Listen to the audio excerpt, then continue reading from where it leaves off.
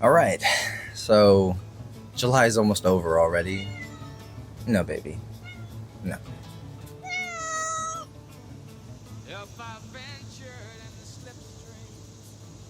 So July is almost over already.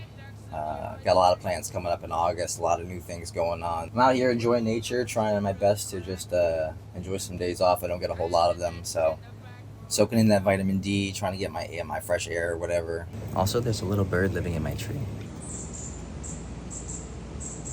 Let me start off with the thank you for the incredible response to that main video. It's been so great to see how many people that's reached, and people have shared their stories. It's incredible to hear, and actually very, very enlightening. It's helped shed a lot of light on the situation, give me some perspective from people who actually live through it every day and hear their stories. And a lot of it's been changing things. There's already things I would do differently in the video now. So I'm excited for the future, and I would love to revisit and make a second updated video and explore a bigger portion of the state, all of the state, really. So we'll see if that ever happens. It's money and time. It's always money and time. It's been amazing to see it reach across the aisles and generations. People of all generations and political spectrums have responded, and it's been, wow, really great to see.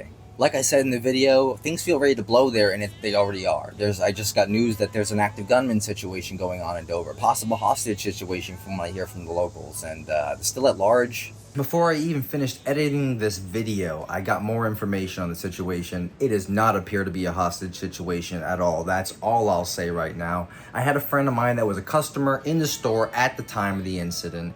They were the only customer in the store, and I'll say this, not one cop questioned them. Had nothing to ask to the one person that witnessed the incident. So I got plenty of questions for them, and I've gotten some answers. I'll be sharing them. I'll work on a video and I'll put it out, but paddleboarder just murdered by a teenager, strangled to death. Maine is the second safest state in the country, and that's what's happening there right now. It used to be like that type of thing happened once every couple of years, and now it's every couple of weeks. A friend of mine reached out though and shared his perspective. Longtime friend, I really respect what he thinks, and he said he thinks it's always been like this, really, and it's just because of the polarization and politicization and social media where it's 24/7 lately. And I think he's right. Despite any sensationalism you might get from me, Maine is still the second safest state. It's still a great place to live. It's still really good, but this stuff does happen there, and maybe it's always happened there, and maybe I'm just waking up to it. Maybe we're all waking up to it. I won't respond much on other comments I got in the video. I respond to them personally already. The one thing I am going to address is the Nazi issue. A lot of people seem to think when I said Nazis, I meant Republicans, and that's just not true at all. I got family and friends that are Republicans. Republicans are good people too. They're not Nazis, and I did not say that. And if you took it that way, that's more telling of you, or your defensiveness, at least. And I'm not going to sit here and say that people haven't called Republicans Nazis. They do. But I haven't. Give me the benefit of the doubt. I'm coming for everybody here. If I said things about Trump, I'm coming for people on the left too. What I didn't do in that video and what I should have is when I said Trump specifically, but yet when I was talking about Maine's government, I said that. I said Maine government, but I should have said Janet Mills. In the future, I'm calling people out by name. If I call out one side, I need to call out the other side equally, and you're right about that. But you have to realize there is a Nazi issue there. I'm talking about people that went to high school with have swastikas tattooed on them. They're living on the streets and addicted to drugs. Homeless, drug-addicted Nazis is what I said, and that's what I meant. They're outside your door, and if you don't know about it, step outside. They're here in Ohio, too. Here in Cincinnati, they got a police escort to a nearby school. Craziness. I don't have a whole lot of information yet, so I don't want to jump on it because I'm sure there's information on both sides. But there's been brutality going on at Roebling Bridge over there now, too. Things are reaching a boiling point, and we can all see it. Whatever you believe is causing it, we all agree something's going to happen because of it. To every action, there is an equal and opposite reaction. I'll research it more, though, and let you know what I find. Like I said, trust me, I'm coming for everybody. The left, the right. And don't think, a lot of people call me a socialist, and maybe my viewpoints lean more socialist, but I'm an independent through and through. Cory Booker is a performance artist more than a politician. Bernie Sanders is a shill who's just used to rile people up and get them to vote for somebody else because he's never going to be the actual candidate. Joe Biden. I voted for Joe Biden, and he sat there and fell asleep in office. And then Kamala Harris comes around. You know what she said? That she wouldn't do anything differently. So I didn't vote in the last election because I'm tired of voting for the lesser of two evils. I won't do it anymore. And even back in the day, I had disliked what happened to me because of Paula Page. So I decided I was going to vote for Elliot Cutler, who turned out to be a pedophile. And that's when I learned some lessons about trusting politicians at all. If any of you think any of these politicians are on your side, they're all just puppets on billion-dollar strings. Every issue is a class issue, and we are all in the working class here. It is us versus the problem, not us versus each other. It is not left versus right. It's down versus up.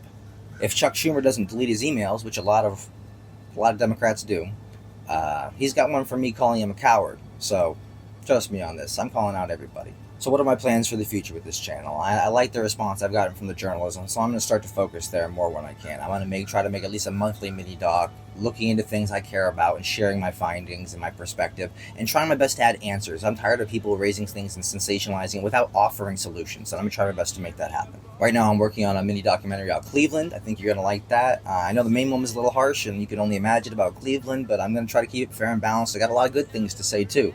But I'm keeping it real and being honest. I think you're going to enjoy that one. Even I'll be surprised how that turns out. Probably coming out at the end of the month. Stay tuned for that.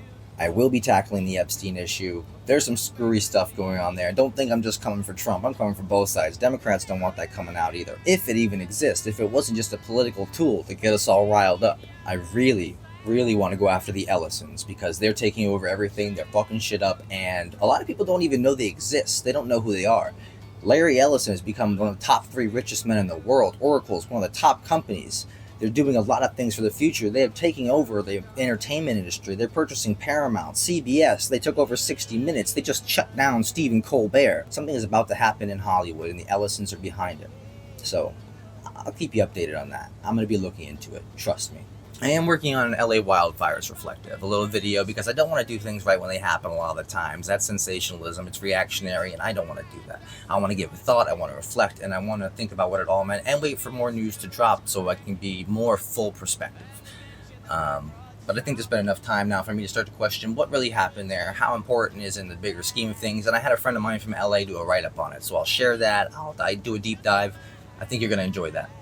In August, I'm taking a trip to Florida for my 1-year anniversary with my partner. I'm excited for that. I'll also be helping my mother move during that time and whatnot, and I'm filming a documentary the whole time. So I'm excited to see how that happens. Right now, tentative title is The Floridian Fever Dream. And at the end of August, I'm going to share another short film. It's my film Talisman. I've shared it before. You can go find it if you'd like to right now. It's starring Eric Roberts, Academy Award and Golden Globe nominee. It's about wizards and gods and love and lust and a lot of things. It won 16 awards, toured around the globe, screened in Rome. I think you'll enjoy it. Death Roll is just about to get finished. It's been accepted to the Tales of Terror Showcase to premiere on Halloween in Pittsburgh.